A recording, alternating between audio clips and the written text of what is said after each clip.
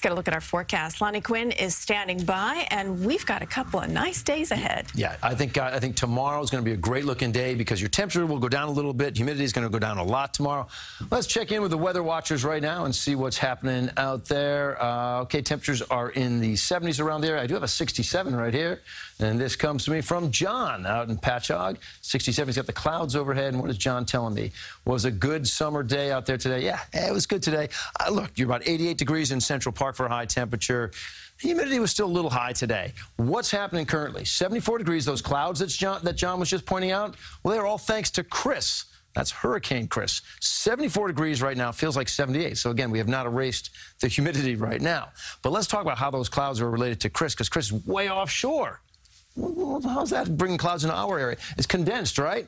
There's your rotation. Well, what it's doing, that big circulation around it, is actually pulling in, actually kind of like grabbing onto these clouds in the area around the Great Lakes and sort of pulling them right through our area. I mean, hurricanes are famous for doing things like this. We have a few clouds right now, but thankfully all this sort of the real volatile weather well offshore. Let's take a peek at what our high temp was. We talked about how it was the upper 80s for Central Park, 88 at 1:15 this afternoon, 4 degrees above the average for this time of year, which is 84. No records. 98 was set in 1988. Interesting that we've never had a 100-degree reading on this date. We'll check out tomorrow's almanac. I bet you we probably go back to the 100-degree mark for records, that is. Let's talk, though, about what's coming up here. We will get 2 days of comfort. All right, Christine was even mentioning that. The word's out. Tomorrow's going to be a great-looking day. But caution at our shores, all right? Tomorrow may beckon you to the beaches. We've got to be concerned about the rip currents that are out there. It will get hotter this weekend, and then the possibility, look at that, is a borderline heat wave brewing. It's not going to be anything like the heat wave that we had earlier, but it's going to be close, a borderline one for tomorrow. 84 degrees, pleasant sunshine, less humidity in the air that you're going to enjoy that. Then I talk about how Friday's kind of the same as Thursday. Well, then you get to the weekend. Saturday, 87, great beach day. Humidity's going up, like sun and cloud mix. Sunday, the humidity goes up quite a bit, and it's warmer. It's around 90 degrees, and I think by the time you get to Monday, it's 90, so you're 87, 90, 90, I think probably about 88 on Monday. So you're borderline, you're finding the heat wave in there.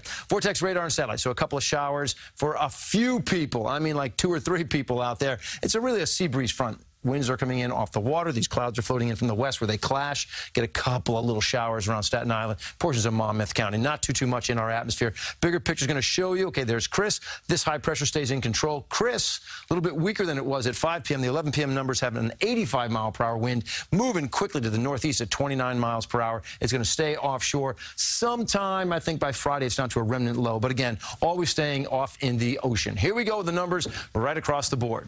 So again, if we get a heat wave out of this, it's going to be a borderline one. You need 3 90-degree days or hotter. 84 Thursday, 85 Friday, really nice days there. 87 Saturday, a rise in humidity, even more so on Sunday at 90. Monday, 90 as well. Tuesday, I'm going to go 88. Now, I'm going to cap off that temperature because I think you could see a shower or thunderstorm. If not, maybe you find a 90-degree reading there as well, but it's going to be close. It would be a mild heat wave if it's a heat wave. Okay, thanks, Lonnie.